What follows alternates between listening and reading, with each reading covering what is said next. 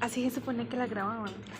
Y Estamos usted me dice que queda hablando de volteada. respuesta cardíaca a la falla cardíaca, ¿cierto? ¿Cuál era la primera respuesta? Hipertrofia. No, porque es la que vamos a ver ahora. ¿Cuál es la primera respuesta del corazón a la falla cardíaca? Dilatación. En este caso les digo, saquen una hoja. Ay, por Dios, pues. La del tercer corte. Sí, como el primer día siempre hay quiz. Yo ya el primer día del tercer corte. Así no. Bueno, habíamos visto, muchachos, dilatación cardíaca como una de las formas en la que el corazón responde a la falla cardíaca. Dilatación cardíaca. ¿Listo? La segunda forma en la que el corazón responde se llama hipertrofia cardíaca. Aquí hay un aumento reversible en la masa, aumento mínimo en el número de células, pero aumento grande en el tamaño de todas las células. Eso es hipertrofia. Esta es compensatoria al aumento de la carga de trabajo de tipo mecánico o al aumento de señales tróficas. Señales tróficas como por ejemplo hormonas, como la hormona del crecimiento. Si le llega mucha hormona al corazón, pues el tejido muscular hace hipertrofia en respuesta a esa gran cantidad de hormona que le llega. ¿Listo? O aumento en la carga de trabajo, por ejemplo, a un animal que es deportista y ese animal se somete a entrenamientos frecuentes y muy pesados. Entonces su corazón se acelera pues muchas veces, todos los días. Eso es aumento en la carga de trabajo. ¿Listo? La capacidad del miocito para dividirse disminuye rápidamente antes del nacimiento. Y aquí vamos a mencionar que en el cuerpo hay células que son estables y células que son lábiles. Las células que son lábiles son aquellas células inmaduras que tienen la capacidad de dividirse todo el tiempo. Por ejemplo, las células de la médula ósea. Es un órgano del sistema hematopoyético que todo el tiempo está produciendo células para la sangre, todos los días. Hay otras células que son estables y cuando el animal nace, nace con el número de células que le van a acompañar para toda la vida. Por ejemplo, en el caso de las hembras, todas nacen con un número finito de células progenitoras de óvulos en sus ovarios. Por lo tanto, a lo largo de la vida de la hembra, cada ovulación que se pierde y no se preña es una oportunidad que ya no se vuelve a recuperar. Diferente del macho, que es capaz de producir espermatozoides hasta el último día que se muera. Las hembras no. Entonces hay que aprovechar esos óvulos, hay que fertilizarlos, hay que preñar esos óvulos. Hablamos de, por ejemplo, de las vacas de alta genética, que se le puede hacer aspiración folicular y hacer un montón de embriones de ella. También sucede con las yeguas. ¿Listo? Entonces cada ovulación de la yegua que se pierda, pues era una oportunidad. Y esos óvulos son finitos. Son ejemplos. Otra de las células estables en el cuerpo son las neuronas. Entonces, cuando el animal nace, nace con las neuronas que lo van a acompañar para toda su vida. Así como él administre esas neuronas a lo largo de la vida, pues va a ser más inteligente o menos inteligente. O va a tener enfermedades neurodegenerativas más pronto en su vida o más tarde en su vida. En el caso de nosotros, todos podemos sufrir de Alzheimer y de Parkinson. La diferencia es que alguien lo puede desarrollar a los 50 o los 60 años, o otra persona lo puede hacer a los 80 o a los 90 años. Esa es la diferencia. Y eso se le llama calidad de vida. Otra de las células estables son los cardiomiocitos. Como estamos hablando del corazón, cada vez que a un animal le sucede un infarto, se le muere un pedazo de su corazón. Y ese pedazo se queda muertito para siempre. No se puede recuperar. Porque los cardiomiocitos son células muy estables. Son células que no se pueden dividir. Diferente de lo que vimos en sistema muscular esquelético, donde habían células satélite y que tenían una capacidad de regeneración demasiado alto. ¿Listo? Poca hiperplasia en este tejido debido a que las células son muy estables. Distinguir entre hipertrofia patológica e hipertrofia fisiológica se debe hacer al momento de una necropsia del animal. Usted puede hacer la necropsia del animal y encontrar un corazón bastante grande, pero puede ser una hipertrofia fisiológica. Ya les puse un ejemplo de un animal que sea deportista, un animal atleta, que se somete todos los días a una carga fuerte de trabajo. ¿Listo? O en el caso de las hembras durante el embarazo por la producción de la progesterona, también pueden hacer hipertrofia cardíaca y aplica para todas las especies. La hipertrofia cardíaca se puede presentar de dos maneras diferentes. La primera se llama hipertrofia excéntrica. Quiere decir que el crecimiento del corazón va a suceder hacia afuera y de esta manera el volumen de la cámara cardíaca no se afecta, permanece igual. Lo que pasa es que el músculo va a crecer desde el endocardio, que es la parte más interna del corazón, en contacto con la sangre, hacia afuera. Y este volumen de precarga y de poscarga no se afecta. La segunda forma en la que se puede presentar hipertrofia se llama concéntrica. Y eso quiere decir que el miocardio crece hacia adentro. En ese caso se afecta de manera significativa el volumen de la precarga y de la poscarga. ¿Listo? A eso, muchachos, también se le conoce como gasto cardíaco. ¿Listo? Que es la cantidad de sangre que puede sacar el corazón al final de la diástole. Entonces ahí está, aquí cabe menor cantidad de sangre. Y ustedes pueden ver que el corazón, el músculo creció hacia adentro. Bien, pregunta. En esta foto, la hipertrofia concéntrica es del ventrículo izquierdo o del ventrículo derecho. Izquierdo. O de ambos.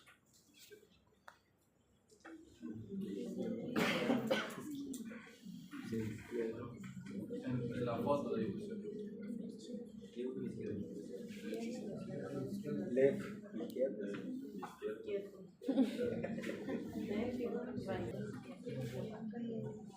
¿El ventrículo derecho en la foto está a la izquierda o a la derecha? A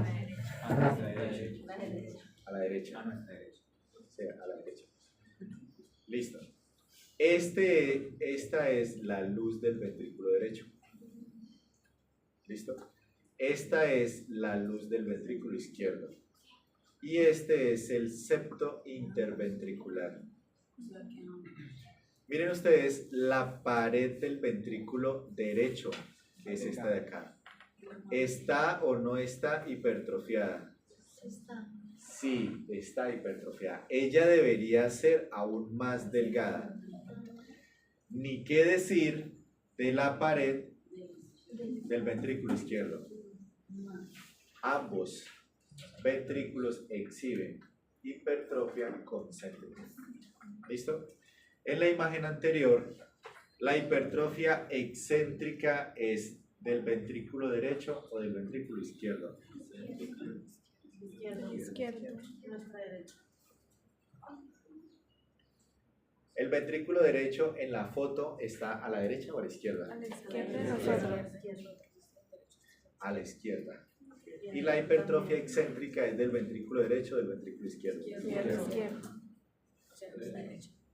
Derecho. O sea, al derecho de nosotros. Porque miren el grosor de esta pared del ventrículo derecho, que es prácticamente igual al grosor de la pared del ventrículo izquierdo. ¿Sí o no? La diferencia entre un ventrículo, esto se llama septo interventricular. ¿Listo? La diferencia entre un ventrículo y otro debería ser marcada, donde el izquierdo es grueso y el derecho es delgado. ¿Qué pasa si yo comparo el grosor del derecho con el del izquierdo? Son casi iguales. Yo los veo casi iguales. Por lo tanto, ¿quién está hipertrofiado? el derecho, probablemente. ¿Listo?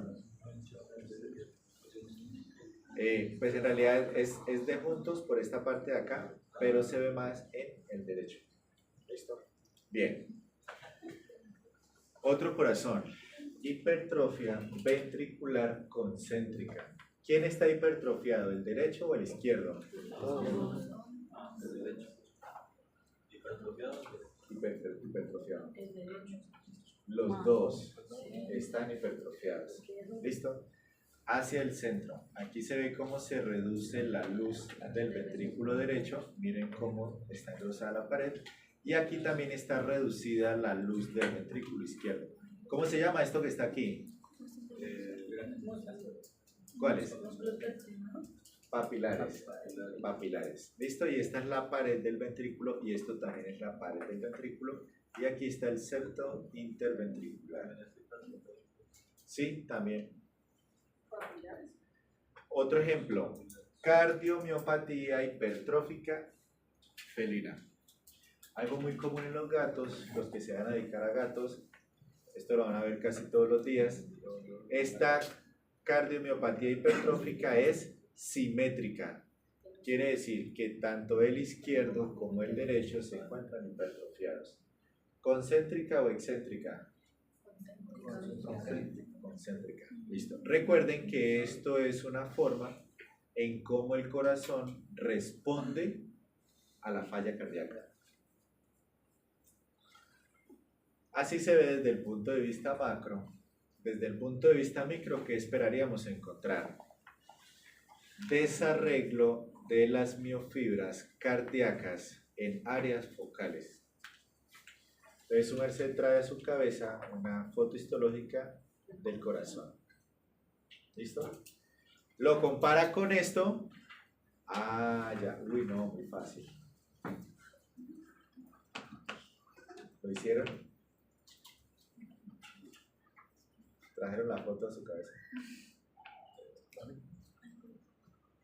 ¿No? Les voy a mostrar una foto del corazón histológica. Bueno, miren. Esto es un corte transversal.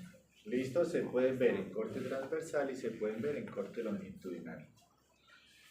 Entonces, en corte transversal son células ovaladas, redondeadas, con un núcleo en el centro. Característica histológica del cardiomiocito. Mire, célula redondeada con un núcleo en el centro. Esto es una célula cardíaca con un núcleo en el centro. ¿Listo? Miren cómo es el arreglo. Es decir, cómo están organizadas los cardiomiocitos. ¿Listo? Por ejemplo, miren esta sección de acá. ¿Cómo están organizadas los cardiomiocitos? ¿Listo? Esto que pasa aquí por el centro es el sistema de Purkinje. Esto es un montón de axones de neuronas que inervan a esos cardiomiocitos. Ahora miren esto.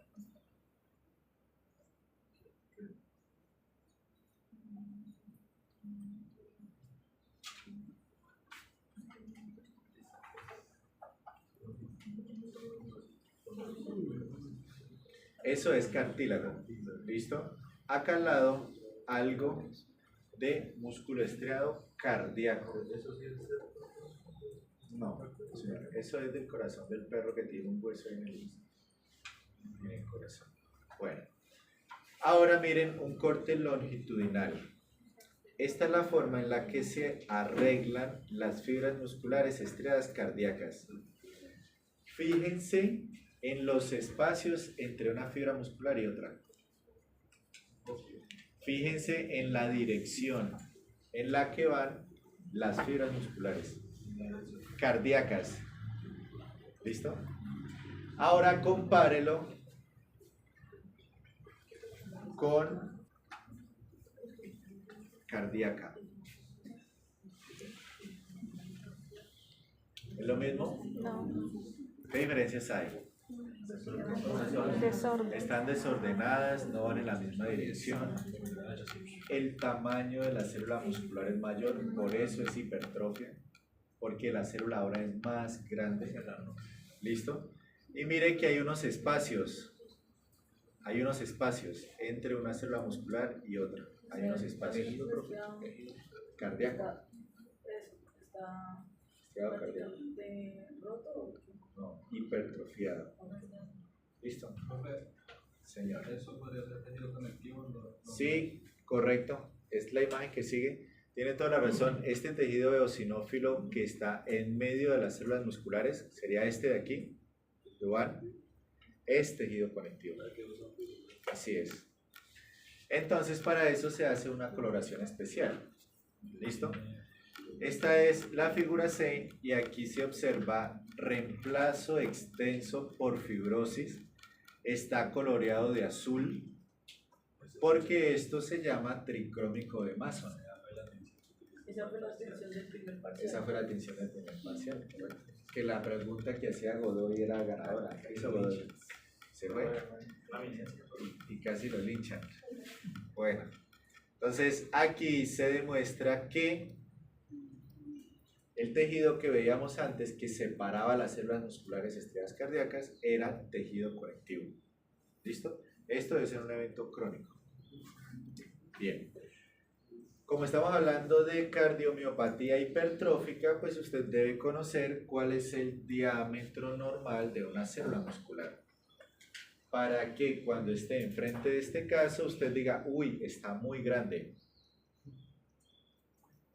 En este caso, un corte transversal, las células musculares estriadas cardíacas están muy grandes y el núcleo está en el centro. Lo mismo en un corte longitudinal. Se ve claramente que la célula estriada cardíaca, que es esta de aquí, su diámetro, que es este, es muy grande. Por eso está hipertrofiada. ¿Listo? Porque la célula es más grande de lo que debería ser.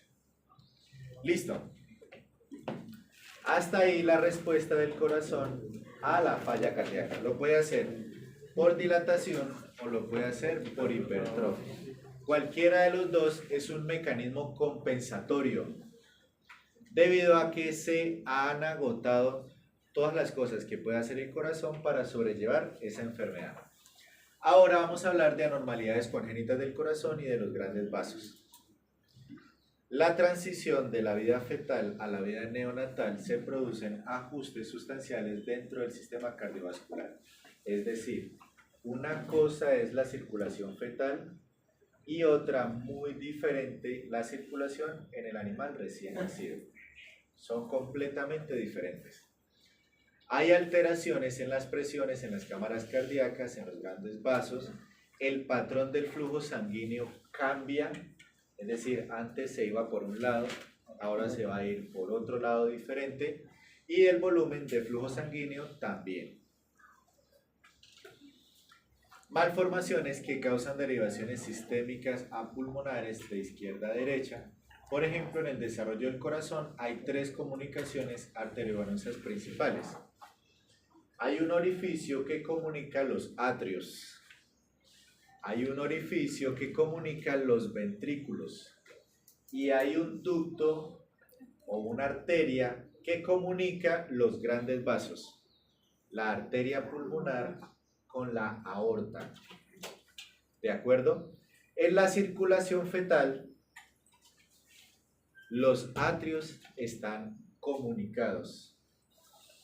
Los ventrículos están comunicados. Y la arteria pulmonar con la aorta también están comunicados en la circulación fetal. Esos son los grandes vasos. Los septos atriales y los septos ventriculares se tienen que cerrar en el útero, el foramen oval y el conducto arterioso se cierran temprano en el periodo neonatal. Entonces aquí un repaso rapidito de cómo sucede la circulación fetal. El intercambio de gases y de nutrientes sucede en la placenta.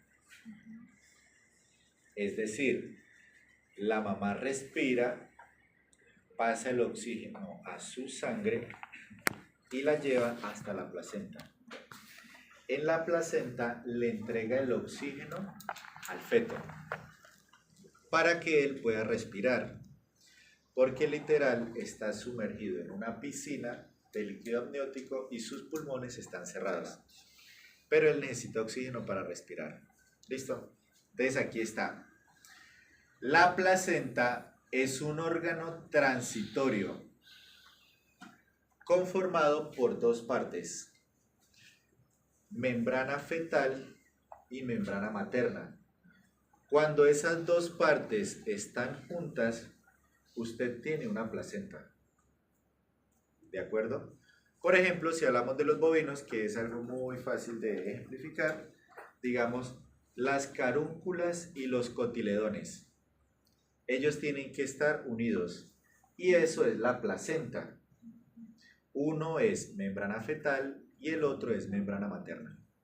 ¿De acuerdo? Bien. Ahí sucede el intercambio de los gases y los nutrientes.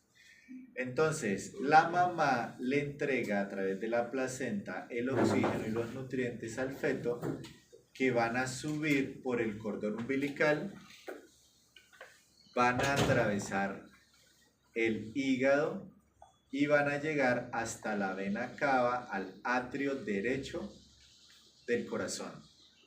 ¿Listo? Sangre con oxígeno y sangre con nutrientes. Llega hasta el atrio derecho del corazón. Del atrio derecho, ¿para dónde debería irse la sangre? Debería irse para el ventrículo derecho y después para el pulmón. ¿Sí o no? Pero el pulmón está cerrado. Entonces, ahorrémonos esa vuelta y pasémonos del atrio derecho al atrio izquierdo a través del foramen oval. Entonces, miren la flecha, como sube la sangre con oxígeno y con nutrientes, llega al atrio derecho y pasa derecho por el foramen oval al atrio izquierdo. Del atrio izquierdo, ¿para dónde vamos? Para el ventrículo izquierdo, y del ventrículo izquierdo para la aorta. Y a través de la aorta, pues, le damos la vuelta al cuerpo. Y de esa manera le llevamos oxígeno y le llevamos nutrientes a todos los tejidos del cuerpo. ¿Listo? Pero como el corazón es completamente funcional, una parte de la sangre que llega al atrio derecho pues tendrá que bajarse al ventrículo derecho.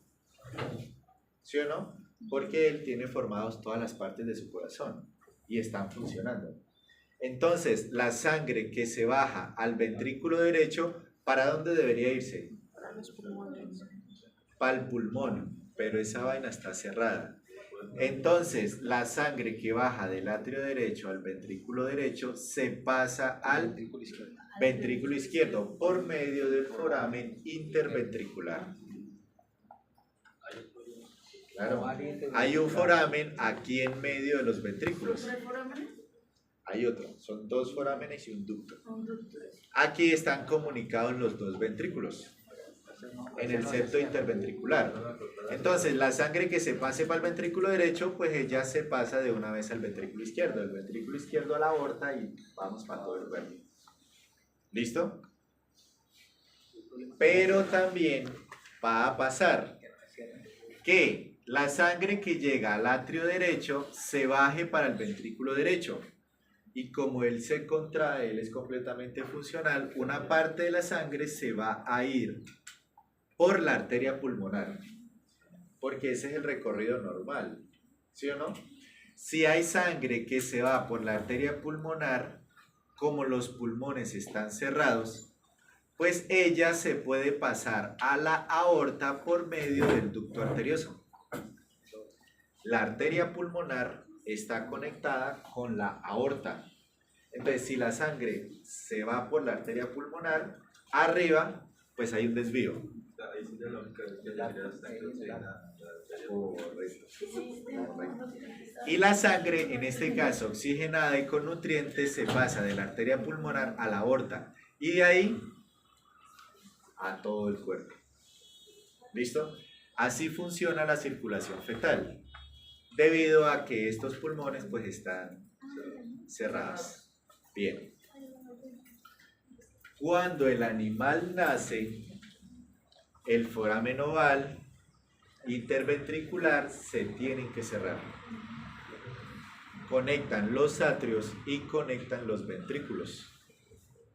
El ducto arterioso que conecta la arteria pulmonar con la aorta se tiene que cerrar.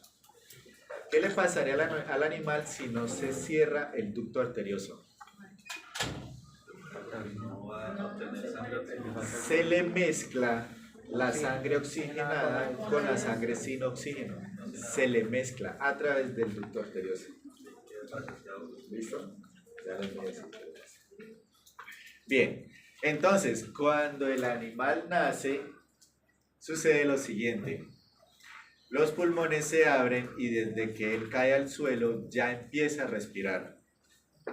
En ese momento se tienen que cerrar los forámenes y el ducto arterioso. Ahora la sangre va a llegar a través de la vena cava de todo el cuerpo al atrio derecho, pasa a través de la válvula atrioventricular derecha al ventrículo derecho, sube por la válvula pulmonar a través de la arteria pulmonar hasta el pulmón. Y en el pulmón va a hacer un proceso que se llama hematosis. ¿Listo? Que es el intercambio de gases entre el aire y la sangre. Y ya.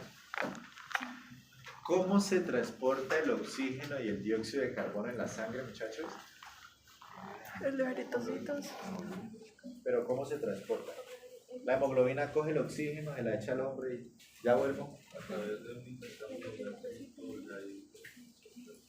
No, no es cómo sucede el intercambio, sino cómo se transporta en la sangre el oxígeno y el dióxido de carbono. ¿Cómo es?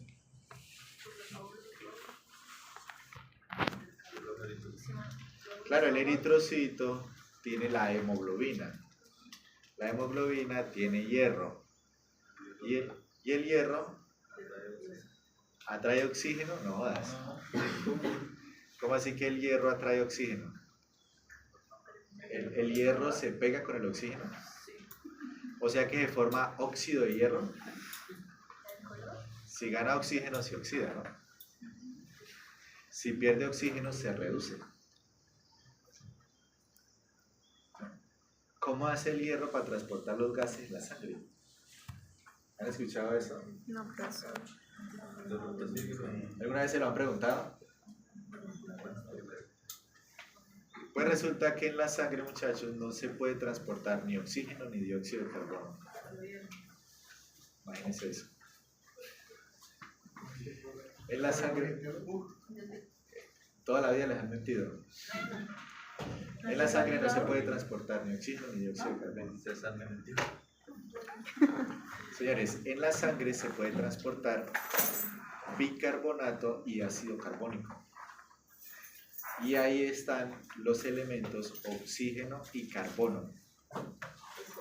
¿Listo? Pero pues cuando ustedes vean fisiología lo tienen que revisar. Aquí es patología. ¿Cómo así? Yo lo mismo. Señores, volvamos a patología. ¿Qué clase de fisiología? En los pulmones sucede el intercambio de gases que se llama hematosis entre la sangre y el aire. ¿Listo? Ahora la sangre oxigenada regresa a través de venas pulmonares, que pueden ser de 7 a 9 dependiendo de la especie, al atrio izquierdo. Del atrio izquierdo, válvula atrioventricular izquierda, ventrículo izquierdo. Válvula aórtica, aorta. ¿Listo? Y sale la sangre oxigenada para todo el cuerpo. Fíjense ustedes que en este caso, ¿están comunicados los atrios? ¿Están comunicados los ventrículos? No. ¿La arteria pulmonar está comunicada con la aorta? No. Eso sería lo que debe suceder siempre. Pero como esto es patología, adivinen qué pasa. No sucede. Listo. Entonces aquí tenemos de color azul el atrio derecho, ventrículo derecho. De color rojo el atrio izquierdo, el ventrículo izquierdo. ¿Qué le pasa al animal si hay persistencia del foramen oval que comunica el atrio derecho con el atrio izquierdo. ¿Qué le pasa? La sangre que llega con oxígeno al atrio izquierdo se devuelve al atrio derecho. ¿Cómo responde el corazón cuando hay persistencia del foramen oval? ¿Cómo responde? Hace dilatación del ventrículo derecho. Si el animal tiene persistencia del foramen oval, el corazón responde haciendo dilatación del ventrículo derecho. ¿Solo el del derecho? Sí, señor, solo del derecho. Entonces, arriba en el pulmón oxigenamos la sangre. Llegó al atrio izquierdo y se devolvió para el atrio derecho. ¿Y el atrio derecho para dónde va? Al ventrículo derecho. Entonces, ¿qué pasa con la cantidad de sangre que tiene que irse al ventrículo izquierdo y salir para todo el corazón? ¿Qué pasa con ese volumen? Es menor. Entonces el corazón dice, voy a agrandar el ventrículo derecho, voy a dilatar el ventrículo derecho para que llegue más sangre a ese ventrículo, me suba al pulmón, la oxigeno y la bajo al lado izquierdo para mandarla a todo el cuerpo. ¿Y eso le funciona? No.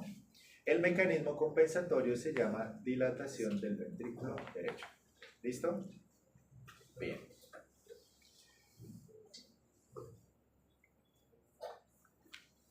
¿Cómo se ve en un corazón la persistencia del foramen oval?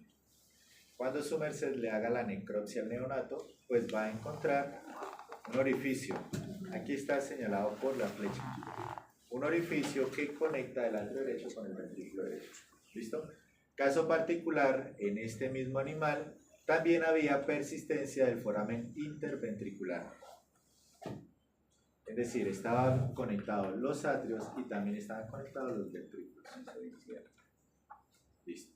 Así se ve macroscópicamente. Bien. Ahora, ¿qué pasa si el animal tiene persistencia del foramen interventricular? La sangre llegará a través de la cava al atrio derecho, del atrio derecho pasa al ventrículo derecho, del ventrículo derecho tendría que subir por la pulmonar, se oxigena en el pulmón, regresa por las venas pulmonares al atrio izquierdo, del atrio izquierdo pasa al ventrículo izquierdo. Pero ¿por qué la sangre no se pasa del ventrículo derecho al ventrículo izquierdo? Porque este tiene más presión, porque este es más viga y se contrae más fuerte, tiene más presión. ¿Listo? Entonces, como este ventrículo es más fuerte, la sangre oxigenada se devuelve del ventrículo izquierdo al ventrículo derecho y vuelve y sube otra vez por la vena pulmonar al pulmón y regresa por las venas pulmonares. ¿Cómo responde el corazón cuando hay persistencia del foramen interventricular? Entonces hay dilatación del ventrículo izquierdo. ¿Listo? También hay una hipertrofia. Hay dilatación ventricular izquierda e hipertrofia. Miren ustedes que esta pared del ventrículo es más gruesa. ¿Listo? Entonces el corazón dice, voy a hacer más grande esta cámara para recibir más sangre oxigenada y mandarla para el resto del cuerpo. Y además voy a hacerlo con más fuerza. Entonces hay dilatación e hipertrofia del ventrículo izquierdo cuando se presenta persistencia del foramen interventricular. Estas son cosas, muchachos, que les sirven a ustedes para hacer el diagnóstico. Un animal que aún no ha muerto y ustedes sospechan de este tipo de patología, por ecocardiografía, pues la pueden sacar. Bien sea haciendo ecocardiografía Doppler y viendo cómo se mezcla la sangre arterial con la sangre venosa. ¿Listo? La sangre oxigenada con la sangre sin oxígeno, eso con Doppler se puede ver. O midiendo las cámaras del corazón. También. Listo. ¿Cómo se ve en un animal la persistencia del foramen interventricular? Pues hay un hueco, mírelo. Este pues era demasiado enorme. ¿Cómo sería la mezcla de la sangre oxigenada y sin oxígeno en este animal? Bárbara.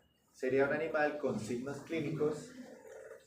Ustedes van a ver letargia, renuencia al ejercicio, membranas mucosas cianóticas. ¿Cómo será la perfusión arterial en los tejidos periféricos? Demasiado baja. El signo clínico se llama cianosis. Usted lo va a ver no rosado, sino azul. ¿Listo? Azul. Esos serían los signos clínicos de estos animales. Es un animal que es renuente al ejercicio, quiere decir que no se para, no camina, permanece echado, tiene mucho sueño y está letárgico. Aquí, por ejemplo, una persistencia del foramen interventricular, pero más chiquis. Más chiquis. Digamos que este animal podría vivir algunos días. Este animal podría vivir un par de horas. Un par de horas, es que ese hueco es exageradamente grande. Demasiado grande. Listo. Por último, persistencia del ducto arterioso. El animal nace y se cierra el foramen oval, no hay ningún problema.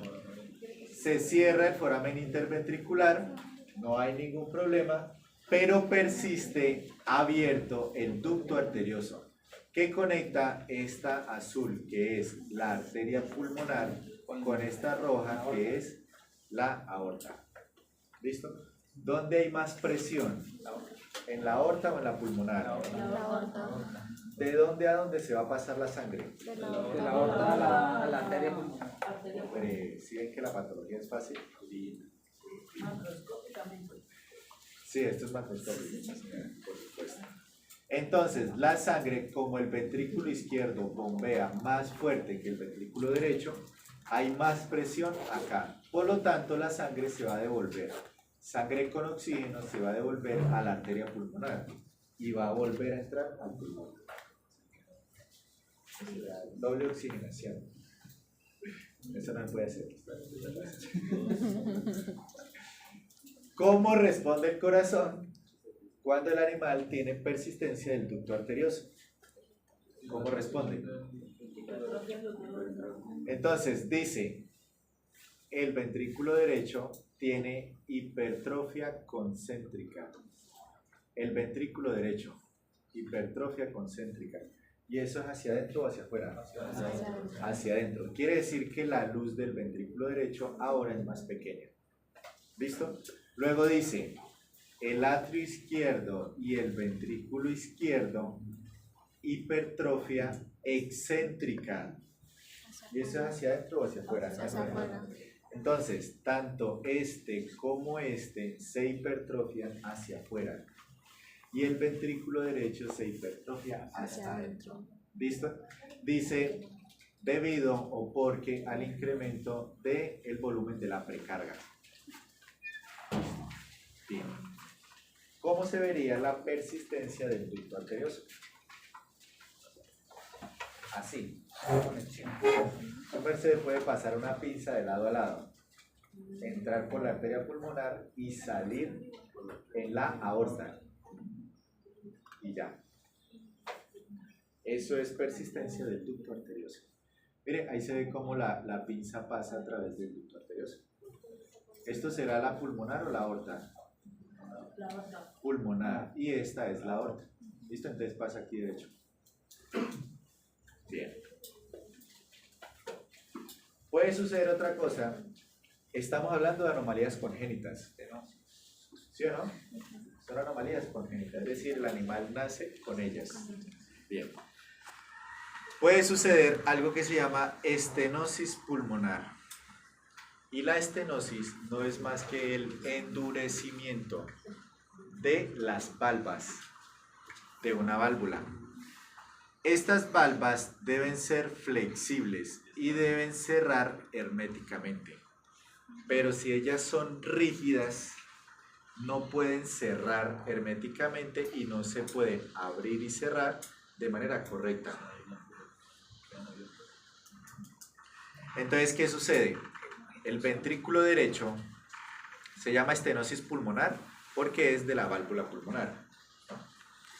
El ventrículo derecho va a bombear, pero resulta que este paso está menos abierto o está entrecerrado, porque resulta que esta, que es la valva, ¿Mi luna? no señora, es flexible, se llama pulmonar. ¿Listo? Esta valva no es flexible, ella es rígida, por lo tanto no se puede abrir completamente. Como no se puede abrir completamente, el orificio es más pequeño, él bombea, pero no puede pasar la suficiente sangre. Y la poquita sangre que pasa sale con mayor presión. Es como si usted cogiera una manguera y le pusiera el dedito.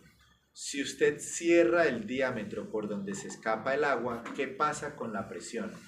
Aumenta. Se aumenta. Entonces ustedes van a encontrar dilatación de la base de la arteria pulmonar, porque aquí está pasando sangre con más presión. No pasa el volumen correcto, pero lo poquito que pasa sube con más presión. En ese caso, ¿cómo responde el corazón? ¿Cuál es la medida compensatoria? Hipertrofia concéntrica. Entonces dice, dilatación postestenótica de la arteria pulmonar. ¿Cuál dilatación? Esta, mire, La base. acá y acá. Ahí la base de la arteria está dilatada. ¿Listo? Dice que hay aumento de la precarga del corazón e hipertrofia concéntrica.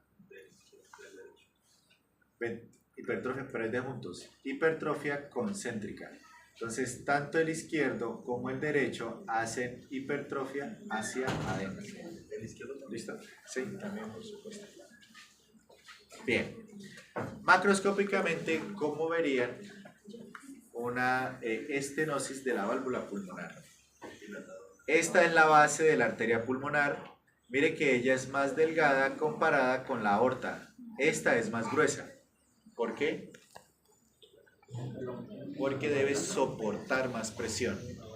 Porque aquí viene la presión del ventrículo izquierdo y aquí la del ventrículo derecho. Entonces, lo primero es la dilatación de la base de la arteria pulmonar. Miren que ella está dilatada, está abombada. Y acá se alcanzan a ver las valvas. La estenosis de la valva quiere decir que ella está más rígida, está más dura o es menos flexible. También puede haber estenosis aórtica. Esa estenosis subaórtica o estenosis aórtica concuerda con aumento de la precarga del ventrículo izquierdo con hipertrofia concéntrica. Entonces, miren que el ventrículo izquierdo se hace más grande porque tiene que empujar con más fuerza. Entonces dice, me voy a hacer más grande, más fuerte, a ver si así puedo vencer la resistencia De la raíz. de la valva aórtica. Habrá, por supuesto, dilatación de la base de la aorta y hipertrofia del ventrículo izquierdo. ¿Listo? ¿Cómo se vería macroscópicamente la estenosis de la aorta? Pues mire, esta es la arteria, este es el ventrículo izquierdo y esto que está aquí es la valva. Y esta es la otra valva. Noten ustedes que ella tiene un borde irregular, no va a cerrar herméticamente y ella es más rígida. Y opone resistencia para que el ventrículo no pueda sacar la sangre. Listo. Hasta ahí las enfermedades congénitas. Persistencia del foramen nodal, persistencia del foramen interventricular, persistencia del disco arterioso, estenosis pulmonar, estenosis aórtica. Y la forma en la que responde el corazón a cada una de ellas. ¿Listo? Señora. ¿Cómo se llama la valva que me dijo que era rígida? Pulmonar, o sea, se llama estenosis cuando la valva es rígida. ¿Listo? Ella tiene que ser elástica para abrir y cerrar. Abrir y cerrar. Entonces, cuando la valva se abre, la sangre pasa. Cuando la valva se cierra, pues la sangre no puede pasar. ¿Listo? La flexibilidad de la valva dependerá del tipo de tejido conectivo o del tipo de colágeno. ¿Se acuerdan cuántos tipos de colágenos hay en el cuerpo?